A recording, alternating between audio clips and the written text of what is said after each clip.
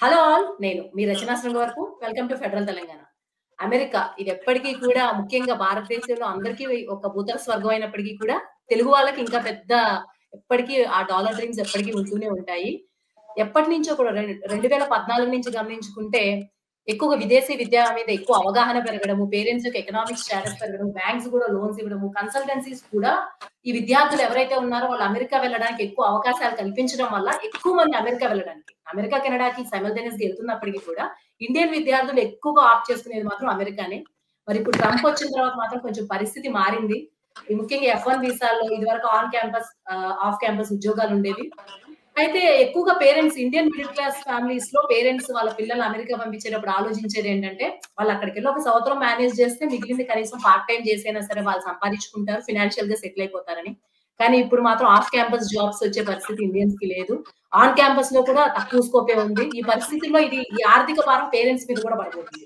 అలాగే ఇండియాలో engineering colleges నుంచి ఉన్న వాళ్ళందరూ కూడా ఎంఎస్ చేయడానికి అమెరికా ఎళ్తున్నారు. సో, అక్కడ ఉద్యోగ అవకాశాలు లేకపోతే ఇప్పుడు ఆ ఎఫెక్ట్ ఇండియన్ ఇన్‌స్టిట్యూషన్స్ మీద ఎలా ఉండబోతుంది? మరి ఉద్యోగాలు గ్యారంటీ లేనప్పుడు మరి బ్యాంక్స్ లోన్స్ ఇచ్చే అవకాశం కూడా తక్కువే. మరి ఈ నేపథ్యంలో ట్రంప్ ప్రకంపనలు మన తెలుగు విద్యార్థులపై ఎలా ఉండబోతున్నాయి? అన్న విషయం గురించి మనతో మాట్లాడడానికి ఇప్పుడు గెస్ట్ ఉన్నారు. మొదటగా కుమార్ కోనపరాజు గారు. ఆయన ఉదయనే అనే సంస్థ నమస్తే. నడుపుతున్నారు. ఇంకా చెప్పాలంటే రష్యన్ లిటరేచర్‌ని తెలుగులోకి తీసుకురావడానికి విస్తృతమైనటువంటి ప్రయోగాలు చేస్తూ ఉన్నారు. రష్యా, అమెరికా ఇంకా ఎన్నో దేశాలు తిరుగున్నారు. ప్లస్ వాళ్ళ పిల్లలు ఇద్దరు అమ్మాయిలు కూడా అమెరికాలో సెటిల్ అయ్యారు. ఇకపోతే వేణుగోపాల్ రెడ్డి గారు హైకోర్ట్ అడ్వకేట్‌గా చేస్తున్నారు. అలాగే ఆయన కూడా రష్యా, అమెరికా, ఉజ్బెకిస్తాన్ లాంటి దేశాలు తిరుగుతున్నారు. దోస్తోయెవ్స్కీ ప్రపంచ ప్రఖ్యాతి దోస్తోయెవ్స్కీ ట్రాన్స్‌లేట్ చేశారు. Welcome sir. ఇకపోతే అమరయ్య గారు మన ఫెడరల్ ఏపీ డిప్యూటీ ఎడిటర్‌గా పనిచేస్తున్నారు. సో, ఫస్ట్ కోనపరాజు గారు మీతో మొదలు పెడదాము. మీ పిల్లలు ఆల్రెడీ 15 ఇయర్స్ అయిపోయింది సెటిల్ అయిపోయి ఇద్దరు అమ్మాయిలు. అప్పుడు ఎట్లా ఉండింది పరిస్థితి? అప్పటి నుంచి ఇప్పటికి ఎలా మార్పొచ్చింది? ఫైనాన్షియల్‌గా మీరు ఎలా ప్లానింగ్ చేసుకున్నారు పిల్లల్ని పంపించేటప్పుడు? నేను 1999లో వెళ్ళానండి అమెరికా. అప్పుడు మా రెండో పాపని తీసుకెళ్ళాను. 7th అయ్యి 8th క్లాస్ అక్కడ అమెరికాలో జాయిన్ అయింది. తర్వాత సంవత్సరం మా పెద్దమ్మాయిని కూడా తీసుకెళ్ళా. పెద్దమ్మాయి ఇంటర్మీడియేట్ పూర్తి చేసుకొని డిగ్రీ అక్కడ జాయిన్ అయింది. పెద్దమ్మాయికి పెద్దగా ఫీజులవి అంత తక్కువగా ఉండేవి. మేము కట్టుకున్నాం. నేను, నా వైఫ్ కూడా జాబ్ చేసేవాళ్ళం. నేను 2006 వరకు ఉన్నాను అమెరికాలో. తర్వాత కొంతకాలం నా వైఫ్ కూడా ఉండి ఇక్కడికొచ్చేసింది. వాళ్ళని మేము సపోర్ట్ చేసాం. కానీ కొంచెం కష్టమైంది. రెండో అమ్మాయి మెడికల్ గ్రాడ్యుయేషన్ చేసింది. తర్వాత పోస్ట్ గ్రాడ్యుయేషన్ కూడా చేసింది. ఈ కాలంలో కొంచెం టఫ్‌గానే నడిచింది కాలం అంతా. తర్వాత వాళ్ళు అందుకుని వాళ్ళ జాబ్స్‌లోకెళ్ళాక వాళ్ళు సెటిల్ అయ్యారు. ఏమైనా అక్కడ చదువు అనేది కొంచెం కాస్ట్‌లీ అఫైరే. సాఫ్ట్‌వేర్ అయితే కొంచెం బెటర్‌గా ఉంటుంది. ఎందుకంటే ఇక్కడ డిగ్రీ చదివి అక్కడ పీజీ చేస్తే 2 సంవత్సరాల్లో జాబ్స్ దొరికితే ఈజీగా గట్టెక్కేయచ్చు. అంటే ఇక్కడ కొంచెం అప్పు చేసి తీసుకెళ్తారు కాబట్టి అప్పును కూడా వాళ్ళు తీర్చుకుని చాలా మంది అలా సెటిల్ అయ్యారు. కానీ అంత డబ్బు ఇక్కడి నుంచి తీసుకెళ్లి అక్కడ ఖర్చు పెట్టి చేయాలంటే చాలా కష్టం. ఇక్కడ రెండో విషయం ఏంటంటే అమెరికన్ యూనివర్సిటీస్ కూడా ఇతర దేశాల నుంచి వచ్చిన విద్యార్థుల మీద ఆధారపడి నడుస్తున్నాయి. కాబట్టి వాళ్ళకి కూడా చాలా అవసరం డబ్బు. ఇలాగా బ్రేక్ చేస్తే వాళ్ళకి చాలా కష్టం అవుతుంది. యూనివర్సిటీలు కూడా చాలా యూనివర్సిటీలు మూసేయవలసి వస్తుంది కూడా అని నా అభిప్రాయం. ఇక మన ఆంధ్ర అంటే ముఖ్యంగా తెలుగు ప్రజల మీద పెద్ద ప్రభావం పడుతుంది. వాళ్ళు చదువుకోలేరు. మధ్యతరగతి, కొంచెం పై తరగతి ఈ పిల్లలందరికీ చాలా ఇబ్బంది అవుతుంది. ఉన్నత తరగతి వాళ్ళు కొంచెం చదివించుకోగలరు. కానీ ఆస్తులుండి వ్యాపారాలు ఉన్నోళ్ళు వాళ్ళకి అంత అవసరం కూడా లేదు అమెరికా. సో ఈ రకంగా ఇండియాకి ముఖ్యంగా ఆంధ్ర రాష్ట్ర తెలుగు వాళ్ళకి వెంటనే ఇబ్బంది వస్తుంది. అమెరికా కూడా ఇబ్బందే. దాన్ని ఎలా ఓవర్కమ్ చేయగలరు అనేది కాలం తెలుస్తుంది అని నా అభిప్రాయం. థ్యాంక్ యూ కుమార్ గారు. వేణుగోపాల్ గారు, మీరు చెప్పండి. లీగల్‌గా చూసుకుంటే ఇదివరకు ఎలా ఉండేది ఇండియన్ స్టూడెంట్స్ అక్కడికి వెళ్ళినప్పుడు? ఇప్పుడు ట్రంప్ వచ్చినాక ట్రంప్ ఎప్పుడు అమెరికన్స్ ఫస్ట్ అంటాడు కాబట్టి, ఇప్పుడు ఆ సిట్యుయేషన్ ఎలా మారింది? లీగల్‌గా మనకి పెద్ద అడ్వాంటేజ్ ఉంది. ఎక్కడ అడ్వాంటేజెస్ ఉన్నాయి? ఎక్కడ డిసడ్వాంటేజెస్ ఉన్నాయనుకుంటారు? యాక్చువల్‌గానండి ఈ డిపోర్టేషన్ అనేది ఇది ఏం కొత్తదేం గాదు. ఎందుకంటే ఈ ట్రంప్ వచ్చిన తర్వాత దీన్ని ఒక పెద్ద ప్రధానమైనటువంటి ఇష్యూగా చేసి ఆయన ఎలక్షన్లలో దీన్నే ప్రధానమైనటువంటి ఎజెండాగా పెట్టి ఆయన ఓట్లు అడిగాడు. అలా గెలిచాడు ఆయన. ఏ దేశానికైనా ఆ దేశానికి సంబంధించినటువంటి ఇమిగ్రేషన్ చట్టాలు ఉంటాయి. అట్లాగే అమెరికాకు కూడా ఇమిగ్రేషన్ చట్టం ఉన్నాయి. వాటిని వాళ్ళు అమలు చేస్తూనే ఉన్నారు ఇంతవరకు కూడా. బైడెన్ కాలంలో కూడా ఈ డిపోర్టేషన్ ఉండింది. యాక్చువల్గా 2018, 2023 మధ్య ఒక్క మన దేశానికే 5477 మంది డిపోర్ట్ చేశారు. అదేమి కొత్త విషయం ఏమి కాదు. ఇది కొత్త విషయం ఎందుకైంది అంటే బీభత్సంగా సంకెళ్ళేసి తర్వాత యుద్ధ విమానాల్లో పంపించి అట్లా అమానవీయంగా పంపిస్తున్నారు అనేది కొత్త విషయం అయింది. లేకుంటే మామూలుగా బైడెన్ హయాంలో మొత్తం అన్ని దేశాలకు కూడా 15 లక్షల మందిని డిపోర్ట్ చేశారు. కొత్తగా చేసింది ఏం కాదు. ఇప్పుడు ఎందుకు ఇది ఇంత పెద్ద వార్త అయింది అంటే కేవలం ఈ యుద్ధ విమానాలలో అందరినీ ఒక్కొక్కరి మీద $4,500 ఖర్చు పెట్టాల్సి వస్తుంది. ఇది ఒక్కొక్కరిని యుద్ధ విమానంలో పంపించాలంటే. ఎందుకు ఇంత ఖర్చు పెట్టి ఇంత చేస్తున్నారు? పైగా వాళ్ళని సంకెళ్ళేసి మరీ నేరస్తుల్లాగా వాళ్ళని నేరస్తులే. ఎందుకంటే ఆ దేశంలోకి ఒక్క విషయం మనం గుర్తుపెట్టుకోవాలండి. ఈ డిపోర్టేషన్ చేస్తున్న వాళ్ళల్లో అందరినీ డిపోర్ట్ చేయట్లేదు. వాళ్ళు అందరినీ కూడా పంపించట్లేదు వెనక్కి. అందరినీ ఇలా చేయట్లేదు. కేవలం అక్రమ మార్గాల ద్వారా, ఏ విధమైనటువంటి పత్రాలు, ఏ విధమైనటువంటి ఇవి లేకుండా అక్రమ మార్గాల ద్వారా దేశాలు వేరే వేరే వేరే రూట్లలో పోయి అక్కడ సెటిల్ అయిపోయి అక్కడ ఏమీ ఉండవు చూడండి, అట్లాంటి వాళ్ళని మాత్రమే డిపోర్ట్ చేస్తున్నారు ప్రస్తుతానికైతే. ఆడ మామూలుగా పాస్పోర్ట్ వీసా మీద పోయి టైం అయిపోయి అక్కడ ఉన్న వాళ్ళని ఇప్పుడేం డిపోర్ట్ చేయట్లేదు. మనకు ఏమనిపిస్తుందంటే వాళ్ళని డిపోర్ట్ చేసిన వెంటనే మనకు ఇంత అమానవీయంగా పంపిస్తున్నారు ఏంటి, ఇంత ఖైదీల్లాగా పంపిస్తున్నారు ఏంటి అని మనకు అనిపిస్తూ ఉంది.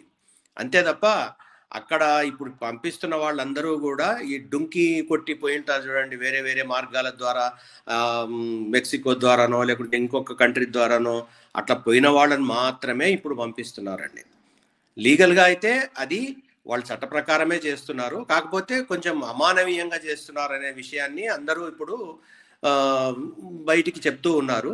అట్లాగే ఇప్పుడు మెక్సికో ఉంది, లేదా కొలంబియా అసలు ఆ యుద్ధ విమానాన్ని వాళ్ళ కంట్రీలో దిగనివ్వలేదు. మా పౌరుల్ని ఇంత అమానవీయంగా ఇట్లా సంకెళ్ళేసి ఇలా పంపిస్తారా మీరు అని చెప్పేసి వాళ్ళు దిగనీయలేదు. కానీ వెంటనే వాళ్ళకి వెంటనే ట్రంప్ తన సుంకం కత్తి జులిపించాడు. తన టారిఫ్ ఇది 25% ఎంతో టారిఫ్ కొలంబియా దిగొచ్చేసింది.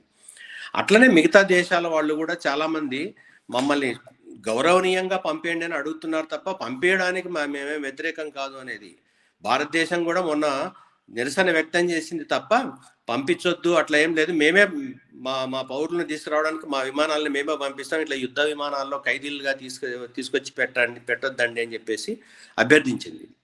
ఇది జరిగేదే, మామూలు విషయమే ఇది. అందువల్ల ఏదో జరిగిపోతుంది, ఏదో ఉంటుంది అనేది మటుకు కరెక్ట్ కాదు. అయితే పోయిన విద్యార్థులు ఇప్పుడు ఇక్కడికి చాలామంది ఏమవుతుందంటే విద్యార్థులు పోతున్నారు చదువుకోవడానికి, లేదా వేరే వేరే పనులు అక్కడ చదువుకున్న తర్వాత అక్కడే సెటిల్ కావడానికి, ఇట్లా ఒక మార్గంగా ఉంటుందని చెప్పేసి పోతున్నారు. అది వాళ్ళకి కంటగింపుగా తయారైంది. ఈ మధ్య రిపబ్లికన్లోనే 77% వాళ్ళు దీన్ని వ్యతిరేకిస్తున్నారు. ఇట్లాంటి H1B వీసాలను ఇట్లాంటి వాటిని వ్యతిరేకిస్తున్నారు. సో అది జరుగుతోంది. న్యాయపరంగా అంటే మనం దీనికి ఏ దేశానికైనా సార్వభౌమత్వం ఉంటుంది, ఏ దేశానికైనా ఆ దేశపు ఇమ్మిగ్రేషన్ చట్టాలు ఉంటాయి, ఆ చట్ట ప్రకారమే ఆ దేశం కూడా నడుచుకుంటుంది. కాకపోతే కొంత అమానవీయంగా నడుచుకుంటుంది అనేది మటుకు వాస్తవం. అదండి. ట్రంప్ చేసేదంతా కూడా చట్టబద్ధంగా కరెక్ట్ అయినప్పటికీ కూడా కొంచెం హార్ష్ పద్ధతుల్లో వెళ్తున్నారంటారు, అంతే కదా? ఓకే, అమరయ్య గారు మీరు చెప్పండి. కుమార్ గారు వచ్చేసరికి తమ పిల్లల్ని చిన్నప్పుడే స్కూలింగ్ నుంచే తీసుకువెళ్ళారు. సో మీ పిల్లల అమెరికన్ జర్నీ ఎలా ఉంది? అప్పటికి ఇప్పటికి వచ్చి ఏం మార్పులు వచ్చాయి అనుకుంటున్నారు? నమస్తే. పిల్లలు మన పిల్లలు లేదా ఇతరుల పిల్లలు అని కాదు, కానీ భారతదేశం నుంచి ప్రత్యేకించి తెలుగు రాష్ట్రాల నుంచి పోతున్న వాళ్ళ సంఖ్య ప్రతి ఏటా 60 నుంచి 80 వేల మధ్య ఉంటున్నది. ఇందులో ఒక 10-12 వేలు H1B వీసాలు ఉంటున్నాయి. ఒక 70,000 దాకా స్టూడెంట్ వీసాలు ఉంటున్నాయి సగటున. 2022-23 లెక్కలు తీసుకున్నట్టు అయితే ఒక తెలుగు రాష్ట్రాల నుంచి 1,62,800 మంది వెళ్ళారు. అయితే వీళ్ళందరూ చాలా సక్రమమైన పద్ధతిలోనే వెళ్ళారు. వీళ్ళు కాకుండా ఇందాక వేణుగోపాల్ రెడ్డి గారు చెప్పినట్టు వివిధ డాంకీ మార్గాల ద్వారా లేదా ఇల్లీగల్ గా పోతున్న వాళ్ళ సంఖ్య అది చాలా స్వల్పం మన దేశానికి వస్తాయి. ఇప్పుడు మొత్తంగా చూసుకున్నప్పుడు మహాజ్ అయితే ఇప్పుడు భారతదేశానికి రిపోర్ట్ చేయబోయే వాళ్ళ సంఖ్య 80,000కు మించి లేదు. దానిలో ఇమ్మీడియట్ గా ఇప్పుడు పర్మిషన్ వచ్చిన వాళ్ళు తక్షణమే డిపోర్ట్ చేయాలనుకున్న వాళ్ళు 18,000 చిల్లర ఉన్నారు. అందులో తొలి విడతగా ఈ ఏడాది నిన్న కాక మొన్న వచ్చిన అమృత్సర్లో దిగిన వాళ్ళది ఫస్ట్ బ్యాచ్.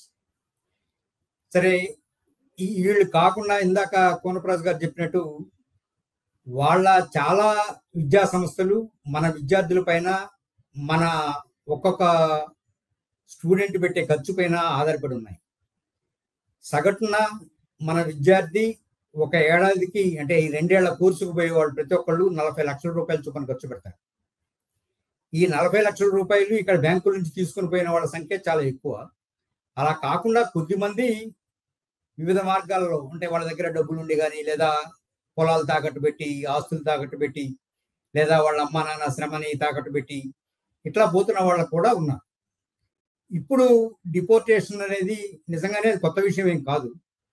కాకపోతే డిపోర్టేషన్లో వాళ్ళకుండే సిస్టమ్ ప్రకారంగా వాళ్ళు పంపిస్తున్నామని చెప్పినప్పటికి కూడా వీళ్ళేమీ యుద్ధ నేరస్తులు కాదు. వీళ్ళనేమి అంత అమానుషంగా పంపాల్సిన అవసరం లేదు. మీ దేశం వాళ్ళు పలానా ఇంత సంఖ్యలో ఉన్నారు మా దేశంలో అక్రమంగా, వాళ్ళని మీరు తీసుకెళ్ళండి అంటే భారతదేశం నిరభ్యంతరంగా తీసుకురావడానికి కూడా మాకే అభ్యంతరం లేదని విదేశాంగ శాఖ కూడా చెప్పింది. విదేశ వ్యవహారాల మంత్రి కూడా మన పార్లమెంట్ లో కూడా చెప్తున్నాడు. అలానే ఆ మేరకి 2 దేశాల మధ్య ప్రోటోకాల్ ఒప్పందాలు కూడా ఉంటాయి ప్రతి దేశం మధ్య. ఇట్లా చూసుకుంటున్నప్పుడు మన పిల్లలకు వచ్చే నష్టం ఏంటి అనేది చూస్తే ఇల్లీగల్ గా పోయిన వాళ్ళు నష్టపోతారు. అలా కాకుండా ఆడ అచ్చంగా డబ్బులు సంపాదించడం కోసమే పోదాము అనుకున్న వాళ్ళ సంఖ్య చాలా స్వల్పం మన దేశానికి సంబంధించి. ఆ సంఖ్య కొద్దిమంది పోయిన వాళ్ళు అక్కడ ఇబ్బంది పడుతున్న మాట నిజం. వాళ్ళు వాళ్ళ ఐడెంటిటీని బయట పెట్టలేరు. అలానే వాళ్ళకి మనకున్నట్లే ఆధార్ కార్డు మనకి ఎట్లయితే అన్నిటికీ ప్రామాణికమైంది వాళ్ళకి ఒక యూనిక్ కార్డు ఉంటుంది. ఆ కార్డు రాదు.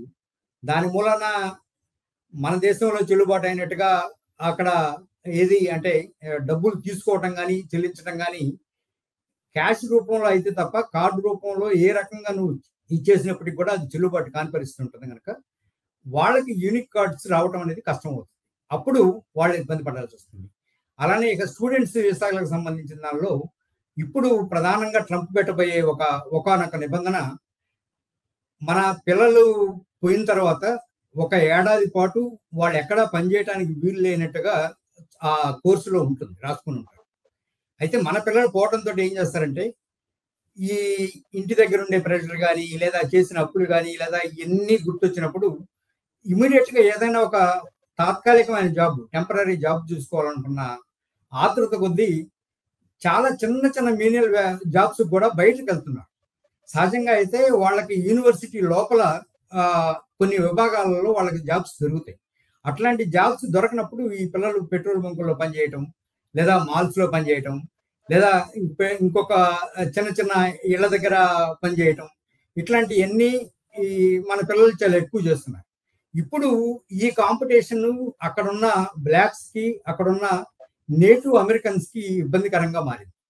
ఆ మారటం వల్ల వచ్చిన ఇదేంటంటే మనకి బ్లాక్స్ కి మధ్య ఘర్షణ పెరుగుతోంది. నేను చూసింది అంతవరకు 2023లో నేను చూసిన ఇది దానిలో ఏంటంటే చిన్న చిన్న జాబ్స్ కూడా వాళ్ళు పోతున్నప్పుడు వీళ్ళు మనకు మిగిలిన జాబ్సే ఇవే కదా, వీటికి కూడా వీళ్ళే వచ్చేస్తున్నారు అనుకున్న ఒక ఘర్షణ పూరితమైన వాతావరణం అయితే ఇప్పుడు బ్లాక్స్ కి మనకి మధ్య అట్లనే అక్కడ ఉన్న నేటివ్ అమెరికన్స్ కి మనకి మధ్య ఘర్షణ వస్తున్నది. దీన్ని చాలా భూతత్వంలో చూపిస్తూ ఉన్నారు. దీనిలో కూడాను అక్కడ సెటిల్ అయిన అమెరికన్స్ వాదన, ఇండియన్ అమెరికన్స్ వాదన వేరుగా ఉంది. అలానే కొత్తగా పోతున్న వాళ్ళ వాదన వేరుగా ఉంది. ఆ లోకల్లో ఉన్న వాదన వేరుగా ఉంది. ఆ లోకల్స్ లో వాళ్ళు ప్రధానంగా వీళ్ళు మనకి చిన్న మీనియల్ జాబ్స్ కూడా మిగిలించట్లేదు కనుక వీళ్ళని తక్షణమే పంపించాలి. అందుకు ఈ మేక్ ఇన్ అమెరికా మాగా అనే ఉద్యమం ఒకటి బాగా ఊపందుకుంది. ఆ ఊపందుకున్న క్రమంలో ఇప్పుడు మనవాళ్ళు కూడా ఇల్లీగల్ గా ఉంటున్న వాళ్ళు చాలా భయపడాల్సి వస్తుంది. ఇల్లీగల్ గా ఉంటున్న వాళ్ళు అక్కడికి పోయినప్పుడు మళ్ళా రాని కూడా రాలేరు తిరిగి. నాకు తెలిసిన ఒక కేసు అయితే అతను పోయి 23 ఏళ్ళు అయింది, ఇంతవరకు మళ్ళా ఏనాడు ఆంధ్రప్రదేశ్ రాలేదు. వీళ్ళు ఫోన్లో మాట్లాడుకోవడానికి కూడా వేరే ఫోన్ల నుంచి వీళ్ళు మాట్లాడుకోవాల్సిన పరిస్థితి ఉంటుంది. అంత చాలా కట్టుదిట్టమైన వ్యవహారాలు మధ్య వాళ్ళు మన వాళ్ళు కొంత ఇట్లా ఇల్లీగల్ గా పోయిన వాళ్ళు బతుకుతున్నారు. ఇప్పుడు వాళ్ళు నిజంగానే స్వేచ్ఛగా రాదలుచుకుంటే స్వేచ్ఛగా రావచ్చు. ఇక్కడ మనకు కూడా బోల్డైన ఉపాధి అవకాశాలు పెరిగినాయి. ఇది ఒక ప్రధానమైన సమస్య. ఇక రెండో ప్రధానమైన సమస్య, యూనివర్సిటీలు మూతపడతాయా మూతపడవా, ఇది మనకు సంబంధించింది కాదు. ఇప్పుడు వాళ్ళు ఏం చెప్తా ఉన్నారు, కేవలం 200 యూనివర్సిటీలలో 220 యూనివర్సిటీలలో వాళ్ళు గుర్తించబోతున్నారు. ఆ యూనివర్సిటీ నుంచి డిగ్రీ తీసుకున్న వాళ్ళు మళ్ళీ వద్దండి టాపిక్ కి. సో కుమార్ గారు, ఇప్పుడు మీరు చెప్పండి. అమరయ్య గారు చెప్పినట్టు అమరయ్య గారు కానీ వేణుగోపాల్ రెడ్డి గారు కానీ ఫైనల్ గా కన్క్లూడ్ చేసింది ఏంటంటే ఇదంతా చట్టబద్ధం అని. ఓకే, దట్స్ అగ్రీడ్, అది వ్యాలిడ్ పాయింటే. కాకపోతే ట్రంప్ కొంచెం విస్తృతంగా చేస్తున్నాడు. కాకపోతే ఇక్కడ ఎక్కువ మిడిల్ క్లాస్ పీపుల్ ఎవరైతే ఎక్కువ మనకి లాస్ట్ డెకేడ్ లో చూసుకుంటే ఎక్కువ పంపించింది అమెరికాకి మిడిల్ క్లాస్ ఇండియన్స్. మీది పర్సనల్ ఎక్స్పీరియన్స్ తీసుకుంటే మీరు పే చేశారు కాబట్టి that's a different scenario. So middle class వాళ్ళు ఎక్కువ బ్యాంక్ లోన్స్ కానీ మిగిలిన వాటి ఆ ఫెసిలిటీస్ కే చూసుకుంటారు తప్ప తమ పిల్లలు మొత్తం కంప్లీట్ ఎక్స్పెన్సెస్ వాళ్ళు ప్లాన్ చేయలేదు. ఇప్పటి వరకు ఆ సిచ్యువేషన్ రాలేదు. ఆఫ్ క్యాంపస్ జాబ్స్ కూడా ఎక్కువ ఉండడం వల్ల ఆ పిల్లలే చూసుకోగలిగారు. సో ఈ సిచ్యువేషన్ లో బ్యాంక్స్ ఇచ్చినా ఏది ఇచ్చినా మార్కెట్ ని చూసేస్తుంది కదా, బయట ఏం జరుగుతుంది, నిజంగా వీళ్ళకి ఉద్యోగాలు చప్పులు తీర్చగలుగుతారు లేదు, ఇవన్నీ క్రెడిబిలిటీ ఫ్యాక్టర్స్ మధ్య ఎంతవరకు ఈ మిడిల్ క్లాస్ పీపుల్ దీన్ని అడాప్ట్ చేసుకుని ఇదే రేంజ్ లో మళ్ళీ అమెరికాకి పంపించే ఆలోచనలో ఉంటారనుకున్నారు, లేకపోతే కొంత వెనకంజ వేసి ఆ స్థాయి తగ్గుద్ది అనుకుంటున్నారు? పేరెంట్స్ మైండ్ సెట్ ఏమైనా మారుతుందా అమెరికాకి పిల్లలు పంపించే విషయంలో? ఖచ్చితంగా మారుతుందండి. ఎందుకంటే మిడిల్ క్లాస్ అంత డబ్బు పెట్టుకోలేదు. ఇప్పుడు ఇక్కడ మనం డిగ్రీ చేసి పీజీ కూడా చేయొచ్చు, కొన్ని జాబ్స్ వస్తున్నాయి ఇక్కడ కూడా. అమెరికా తప్పనిసరిగా అక్కడ చేయలేకపోయినా ఇక్కడ నుంచి కొన్ని జాబ్స్ చేయించుకుంటుంది వేరే దేశాల్లో. ఆ జాబ్స్ అన్నా కొన్ని వస్తాయి. కాబట్టి కొంతకాలం తగ్గుదల అనేది ఉంటుందని నా అభిప్రాయం. రెండోది, అమెరికాలో చేసిన ఇంకొక దోపిడీ విధానం ఏంటంటే ఇల్లీగల్ ఇమిగ్రెంట్స్ శ్రమ దోపిడీ. అంటే వాళ్ళకి ఇల్లీగల్ ఇమిగ్రెంట్స్ వాళ్ళ దేశంలో ఉన్నారని వాళ్ళకి తెలుసు, వాళ్ళు పట్టుకుని ఎప్పుడో పంపించేయగలరు కూడా, కానీ వాళ్ళు అలా చేయరు. వాళ్ళు వాళ్ళ చేత చాలా తక్కువగా పని చేయించుకుంటారు. ఉదాహరణకి కన్స్ట్రక్షన్ వర్కర్స్ చూసుకోండి, అక్కడ ఇల్లు కట్టే వర్కర్స్ అందరూ మెక్సికన్సే, అంటే లాటిన్ అమెరికా నుంచి వచ్చిన వాళ్ళే. వాళ్ళందరిలో సగం మంది పైగా ఇల్లీగల్. రెండోది, న్యూయార్క్ సిటీలో టాక్సీ డ్రైవర్లు అందరూ పంజాబీస్, వాళ్ళకి ఇంగ్లీష్ ఒక ముక్క కూడా రాదు. అయినా సరే పాపం వాళ్ళు అలాగే మెయింటైన్ చేస్తూ ఎక్కడెక్కడో కలుసుకుంటూ ఎక్కడెక్కడో భోజనాలు చేస్తూ వాళ్ళ భార్యను కూడా తీసుకెళ్ళలేని దుస్థితి. అదంతా అమెరికాకి తెలుసు. కానీ ఇల్లీగల్ ఇమిగ్రెంట్స్ వలన ఏమిటంటే లాభం వస్తుంది. అది తెల్లవాళ్ళకంటే గంటకి $20, $30, $50, $100 కూడా ఇవ్వాలి. అది ఇవ్వలేక $10, $5 భయంగా పనిచేసే ఇల్లీగల్ ఇమిగ్రెంట్స్ యొక్క శ్రమని వాళ్ళు పెట్టుబడిగా ఉపయోగించుకుంటారు, వాళ్ళు దోచుకుంటున్నారు. సో ఈ పాయింట్ వల్ల కూడా ఇంతకాలం సాగింది, తెలియక కాదు. కాకపోతే అది శృతి మించి రాగాన పడింది. అంటే రకరకాల మంది, అసలు a technical skills, A labour skills కూడా లేకుండా కేవలం మనిషి అనే ఒక వ్యక్తి వచ్చి అక్కడ పడి అక్కడ వాళ్ళ మీద ఇబ్బందులు కలగజేయడం అనే ఒక పెద్ద ప్రాబ్లం అనేది తారస్థాయికి చేరుకోవడం వల్ల ఈ కష్టాలని వచ్చినాయని నా అభిప్రాయం. ఇక ట్రంప్ ఏదో చేయాలనుకుంటున్నాడు, ఏదో కోపం కసి. ఇంకా చెప్పాలంటే మనం దేశం బ్రిక్స్ లో భాగస్వామ్యం అయింది. బ్రిక్స్ అంటే మీకు తెలిసే ఉంటుంది, డాలర్కి సంబంధం లేకుండా ఇతర దేశాలు, మనం Russia, China, south Africa, Brazil, ఈ దేశాలన్నీ కలిసి బ్రిక్స్ అనే ఒక యూనియన్ ఏర్పడ్డాయి. అది కూడా కొంచెం కోపంగా ఉంది. సో డాలర్ను వదిలేసి వెళ్తే వచ్చే లాభాలు రావని మన భారతదేశం మీద ఇండైరెక్ట్ గా కక్ష సాధింపు కార్యక్రమం కూడా చేస్తున్నాడేమో అని నాకు ఒక అనుమానం. అది కొన్ని రోజుల్లో తేలుతుంది ఆ విధానం కూడా. సో అమెరికాకి అన్నీ తెలుసు, తెలియకుండా ఏమీ లేదు. కాబట్టి ఇప్పుడు కొంచెం పరాకాష్ఠ చేరుకుంది కాబట్టి కొంచెం కంట్రోల్ చేసే పద్ధతి మాత్రం చేస్తున్నారు అని నా అభిప్రాయం. ఓకే, థ్యాంక్ యూ కుమార్ గారు. వేణుగోపాల్ గారు మీరు చెప్పండి. కుమార్ గారు చెప్పినట్టు ఓకే, మీరు చెప్పినంత లీగల్ అని ఓకే, దట్స్ వ్యాలిడ్ పాయింట్. కాకపోతే ట్రంప్ కొంచెం ఆ కోపం మీద ఉండడం వల్ల ఈ లా పాయింట్స్ యూజ్ చేసి ఇంకా ఎక్కువ స్క్రూటినీ చేసి ఇండియన్స్ ఉండే జాబ్ ఆపర్చునిటీస్ ఎఫెక్ట్ చేయడంలో, వాళ్ళకు ఉన్నటువంటి కాన్ఫిడెన్స్ లెవెల్స్, ఇక్కడ ఉంటే ఎట్లయినా సెటిల్ అయిపోతాము, ఇక్కడ ఉంటే ఇప్పటి వరకు ఉన్న కాన్ఫిడెన్స్ లెవెల్స్ ఎఫెక్ట్ చేయడంలో ట్రంప్ ఏమన్నా రోల్ ప్లే చేయబోతున్నారా మన తెలుగు స్టూడెంట్స్ పర్టికులర్? ఇప్పుడు అమెరికా మొదటి నుంచి వలసల దేశం అండి. అది ప్రతి ఒక్కళ్ళు అమెరికాకు వలస వెళ్ళినటువంటి చరిత్రనే ఉంది అది దానికి. యాక్చువల్గా ఈ వలసల వల్ల అమెరికా చాలా అభివృద్ధి చెందింది కూడా. ఈ ట్రంప్కు సంబంధించి ఆయన బేసికల్గా బిజినెస్ మ్యాన్. ఆయన బిజినెస్ నుంచే వచ్చినాడు. ఆయన ఎంతసేపు ఉన్నటువంటి లాభ నష్టాల గురించే ఆలోచిస్తాడు. అయితే విషయం ఏంటంటే ఇక్కడ ఈ మీనియల్ జాబ్స్ అన్నారు వారు. మీనియల్ జాబ్స్ వల్ల కార్పొరేట్ రంగానికి పెద్దగా నష్టం ఏం లేదు. అందువల్ల ఇప్పుడు లీగల్గా ఇప్పుడు కొంత మనకు డిగ్రీ నుంచి ఇక్కడ చదువుకొని పోయిన పిల్లల వల్ల వాళ్ళకి నష్టం ఏం లేదు. కార్పొరేట్ రంగము అభివృద్ధి చెందుతుంది. మీనియల్ జాబ్స్ వల్ల కూడా కార్పొరేట్ రంగానికి నష్టం లేదు. ఎందుకంటే ఈ మధ్య మీరు గమనించే ఉంటారు, ట్రంప్ అయిన తర్వాత ఆ దేశ బిషప్ ట్రంప్ను అభ్యర్థించడం కూడా మనం వీడియోల్లో చూసాం. అయ్యా మీరు సరైన పేపర్లు లేనటువంటి పొలాల్లో పనిచేసుకుంటున్న వాళ్ళని, మీరు తిన్న ప్లేట్లని ఎత్తేసే ఆ హోటళ్లలో పనిచేసే చిన్న చిన్న కార్మికులని, మిగతా వాళ్ళ చిన్న మీనియల్ జాబ్స్ చేసే వాళ్ళ జోలికి మీరు పోకుంటే ఉంటే చాలా మంచిది అనే పద్ధతిలో ఆయన అభ్యర్థించాడు. యాక్చువల్గా వీళ్ళంతా ఎక్కువగా మన కుమార్ కోనపరాజు గారు చెప్పినట్లు మెక్సికో నుంచి వస్తారు. ఎక్కువగా చాలా మంది మెక్సికో నుంచి పొలాల్లో పనిచేసే వాళ్ళు కానీ, తర్వాత ఈ మీనియల్ జాబ్స్ చేసే వాళ్ళలో చాలా మంది బ్లాక్స్ ఉంటారు, తర్వాత ఎక్కువగా మెక్సికన్స్ ఉంటారు. మన దేశం నుంచి పోయే వాళ్ళ సంఖ్య, ఇట్లా మీనియల్ జాబ్స్ చేసే వాళ్ళ సంఖ్య చాలా తక్కువ. అలాగే అక్కడ పోయి చదువుకుంటూ ఏదో చిన్న చిన్న పనులు చేసుకుంటారు తప్పితే అదే పనిగా ఆ జాబ్స్ చేయడానికే పోవడం అనేది చాలా తక్కువ. అది కూడా ఈ మధ్య ఈ డిపోర్ట్ చేసిన వాళ్ళల్లో అలా డుంకీ మార్గాల్లో పోయి రకరకాల ఏ విధమైనటువంటి పేపర్స్ లేకుండా, ఏ రకమైనటువంటి పాస్పోర్ట్లు వీసాలు ఏం లేకుండా అలా దొంగ మార్గాల్లో పోయి అక్కడ పట్టుబడిన వాళ్ళంతా కూడా ఈ మీనియల్ జాబ్స్ చేసే వాళ్ళే. వాళ్ళకి చదువు సంధ్యలు ఉండవు. మీరు గమనించండి, ఎక్కువగా గుజరాత్ పంజాబ్ నుంచే ఉంటారు వీళ్ళకి ఎక్కువగా. అందుకే విమానం కూడా అమృత్సర్లో దించారు. సో ఈ బేసిక్గా ఆయన బిజినెస్ మ్యాన్ కాబట్టి తన బిజినెస్కు సంబంధించే ఆలోచిస్తాడు. అలాగే ఒక రకమైనటువంటి వైట్ సుప్రీమసీ కూడా ఉన్నటువంటి దేశం ట్రంప్ అనే ఆయనకు.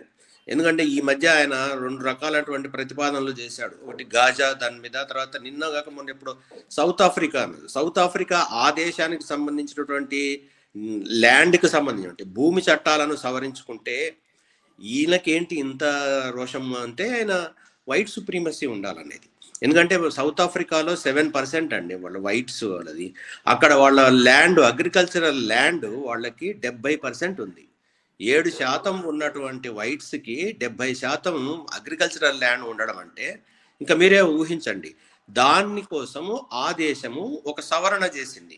ఏమిటి? గవర్నమెంట్ ప్రభుత్వం ఎప్పుడు కావాలనుకుంటే అప్పుడు భూమిని సేకరించేటటువంటి ఒక హక్కు ఉంటుంది గవర్నమెంట్కు, ప్రభుత్వానికి. ప్రజా ప్రయోజనార్థం ఏదైనా సరే చేయాలనుకుంటే అక్కడ ప్రైవేట్ ల్యాండ్ కూడా తీసుకోవచ్చు అనే చట్టం ఒకటి చేసింది.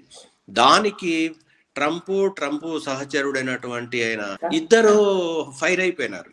ఎందుకు ఫైర్ కావాలి? వాళ్ళు ఆ దేశంలో ఏ దేశానికైనా సార్వభౌమత్వం ఉంటుంది, ఏ దేశానికైనా ఆ దేశంలో చట్టాలు చేసుకుంటూ ఉంటారు. కానీ వీళ్ళు ఎందుకు ఇంత ఇదైనారు అంటే వాళ్ళకి బేసిక్గా ఏంటంటే వైట్ సుప్రీమసీకి సంబంధించినటువంటి ప్రాబ్లం ఉంది. అందుకే అమెరికా గ్రేట్ అగైన్ అని చెప్పేసి ట్రంప్ అన్నాడు. అమెరికా గ్రేట్ అగైన్ అంటే వైట్స్ అగైన్ గ్రేట్ అనే నినాదం దాని వెనక ఉన్నది. కాబట్టి మిగిలిన వాళ్ళందరినీ కూడా ఉండాలనేది వాళ్ళ ఉద్దేశం.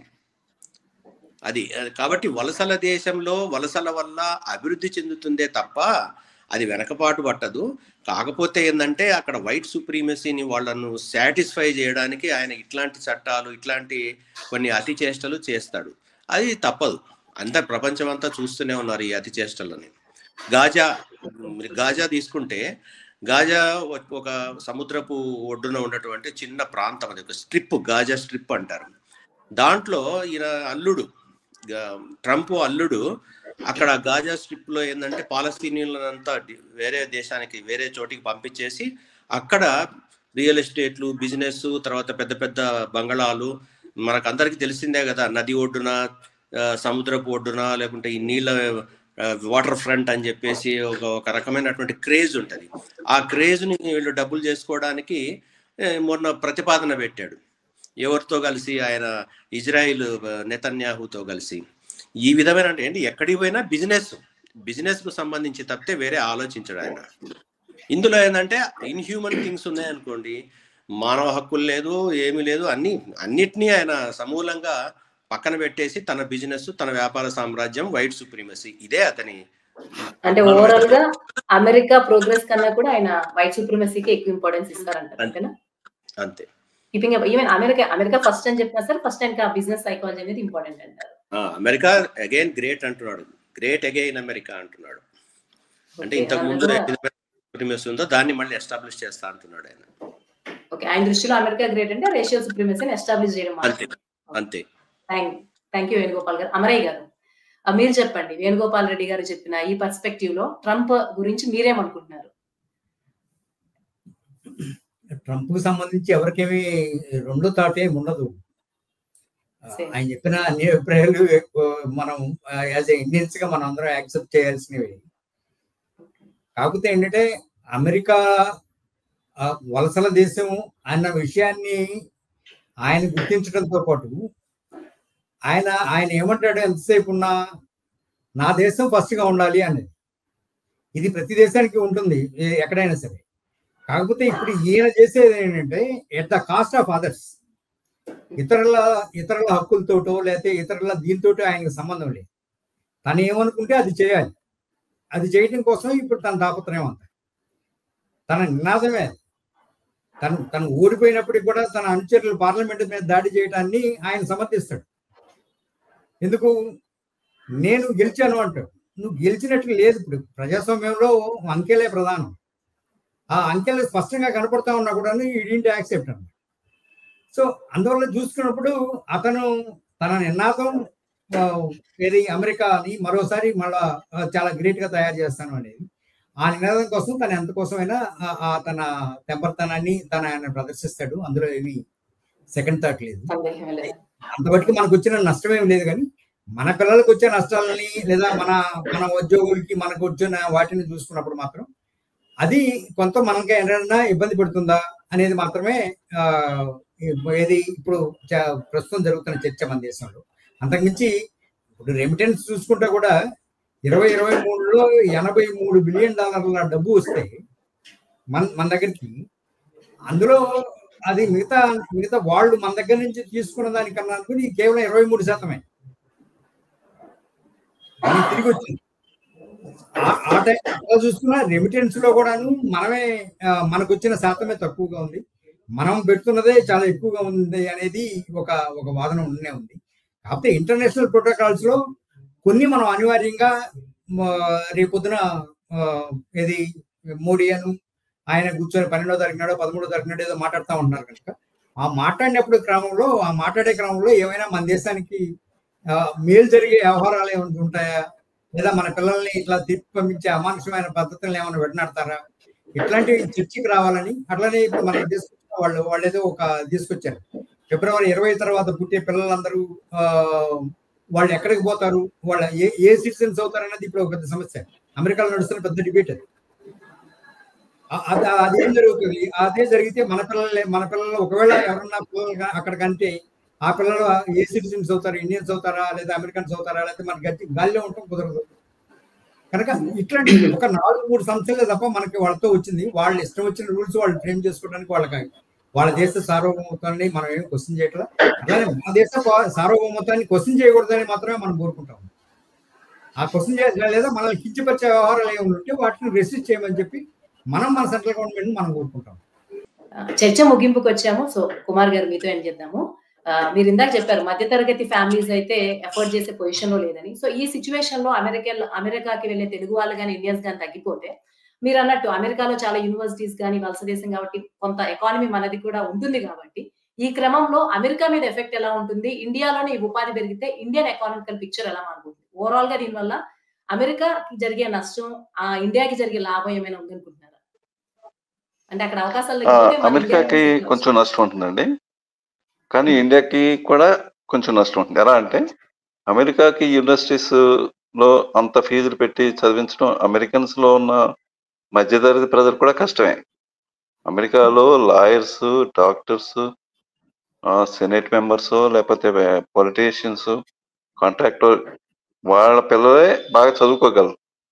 చదువుకుంటే అంటే క్రమశిక్షణతో ఉంటే చదువుకోగలరు.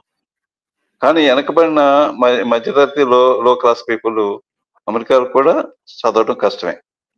అంటే కాకపోతే వాళ్ళకి ఇంటర్మీడియట్ అంటే +2 దాకా ఫ్రీ ఎడ్యుకేషన్ ఉంది.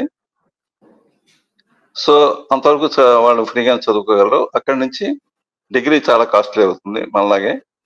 అంటే మనం పే చేసినంత పే వాళ్ళు చేయాలి. సో అందులో పెద్ద యూనివర్సిటీలో చదివించుకోవడం ఇంకా కష్టం. So mid class universities, lower class universities వీటిలో మాత్రం లోయర్ క్లాస్ యూనివర్సిటీస్ మూసేయాల్సిన పరిస్థితులు రావచ్చు అనేది నా అభిప్రాయం. ఇక రెండవది, మన ఇండియన్స్ ఇక్కడ నుంచి టెక్ నేర్చుకుని అక్కడ వెళ్ళి కొంచెం దాన్ని షైన్ అప్ చేసుకుని జాబ్స్కి వెళ్తే అది ఒక మంచి ప్రాసెస్ వాళ్ళకి, అది బాగా ఉపయోగపడుతుంది కూడా వాళ్ళకి. కానీ ఆ ప్రాసెస్ వాళ్ళు కోల్పోతారు. మన ఇండియన్ చదువుకునే వాళ్ళు creamy layer of the people, మంచి తెలివైన వాళ్ళు, చదువుకున్న వాళ్ళు, the best of the best people మాత్రం అమెరికా వెళ్తున్నారు. వాళ్ళ సేవలు వాళ్ళు కోల్పోతారు. అలా వాళ్ళకి రెండో నష్టం.